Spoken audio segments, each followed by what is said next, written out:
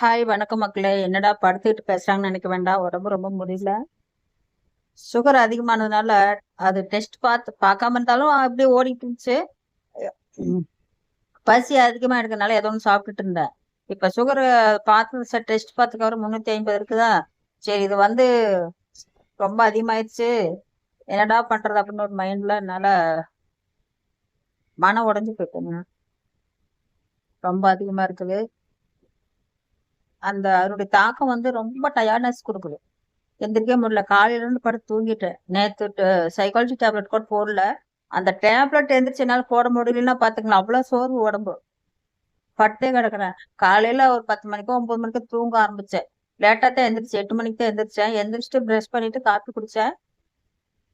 இல்ல 2 மணிக்கு எந்திரிச்சு மறுபடியும் காப்பி குடிச்சேன். மறுபடியும் தூங்கிட்டேன் அப்படியே. அதுக்கப்புறம் 10 மணிக்கு எந்திரிச்சேன். 10 மணிக்கு எந்திரிச்சிட்டு காப்பி கொஞ்சம் 2 தோசை ஊற்றி சாப்பிட்டேன். சோள மாவு இருந்தது, அதை ஊற்றி சாப்பிட்டேன். அதுக்கப்புறம் படுத்துதான் அப்படியே தூங்கிட்டு ஃபுல்லா. வீடியோ இது போட்ட வீடியோ கால் டைமிங் வச்சு போட்டதுக்கு அது ஆட்டோமேட்டிக் ரிலீஸ் ஆயிருக்கும். என்னால எதுவுமே பண்ண முடியல. இதுக்கு நான் என்ன சொல்றேன்னா, நம்மளுடைய தலையெழுத்தை நம்ம தான் பாத்துக்கணும். எதுவும் பண்றதுக்கு முடியல. என்னால வேற முயற்சி எடுக்கலாம் அப்படிங்கிறது என்னால முடியல. ஏன்டா இப்படி பண்ற குச்சிக்குட்டி? பாரு, நம்மளே முடியாம கிடக்குறான். நம்மளே அதை என்ன பண்றது? வா, இங்க வா. கீழே தாண்டி கீழே இறங்கு. இறங்கு சாமி, கீழே இறங்கி போ. வா, அங்கே இருக்கிறேன், கீழே இறங்கு. பாருங்க, இப்ப கோடை எனக்கு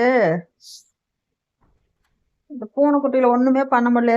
என்னுடைய மைண்ட்ல எப்படி தோணுதுன்னா, எதுக்குடா இருந்து வாழ்ந்து என்னடா பண்ண போறது? போய் சேர்ந்துடலாம். யாருமே பாக்குறதுக்கு இல்லைங்கிற போது நம்ம இருக்கிறது வேஸ்ட். என்ன, ஒரு தண்ணி எடுத்து கொடுக்க கூட ஆள் இருக்கா. பூனைக்குட்டை நாள் இருக்குன்னா அது அது என்னை சார்ந்து வாழ்ந்துகிட்டு இருக்குது. அது நான் பணிவிட பண்ணாதான் அதுக்கு உயிர் வாழ முடியும். வா வா. அதுக்கு வெளியூர்ல கொஞ்ச நேரம் அதுக்கு சாப்பாடு கூட கேட்டுக்கிட்டே இருந்துச்சு. போட முடியல என்னால. எனக்கு ஒரு மாதிரியா இருக்குதுங்க. என்ன முடியல. எதுக்குடா இப்படி ஒரு வாழ்க்கைன்னு தோணிட்டு இருக்குது. நான் டீச்சர்ஸ்ல வெளியே சொல்ல விரும்பல. மனசு ரொம்ப இந்த சுகர் அதிக டென்ஷன்ல ஓவர் டென்ஷன்ல இது ஆயிருக்குது.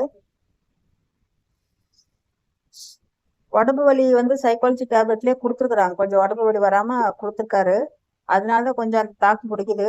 அதனுடைய அந்த சைக்காலஜி டேப்லெட் போட்டோன்னா அது ஒரு மரமரன்னு இருக்கும் உடம்பு.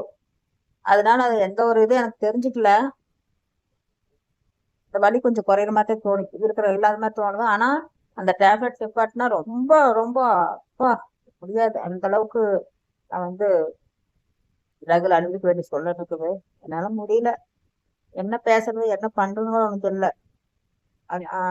முடியல. இருக்க வேணாமான்னு தோணுது. வேற ஒன்றும் என்னால இல்ல. இருக்க வேணாம், எதுக்கு இருக்கணும் அப்படின்னு தோணுது. மனசு ரொம்ப உடஞ்சிருச்சு. யாருக்காக எல்லாம் ஏதோ கடவுள் உயிர் பிச்சு கொடுத்தாரு. வாழ்ந்தோம். எல்லா கஷ்டமா நஷ்டமும் வாழ்ந்து அனுப்பிச்சு முடிச்சாச்சு. இனிமேல் இந்த உடம்ப வச்சுக்கிட்டு இருக்கிறதா அப்படின்னு தோணுது எனக்கு. இது என்ன பண்றது எனக்கு ஒன்றும் புரியல. ரொம்ப கஷ்டமா இருக்குது. எப்படி பண்றது என்ன அப்படின்ட்டு. இன்னொன்று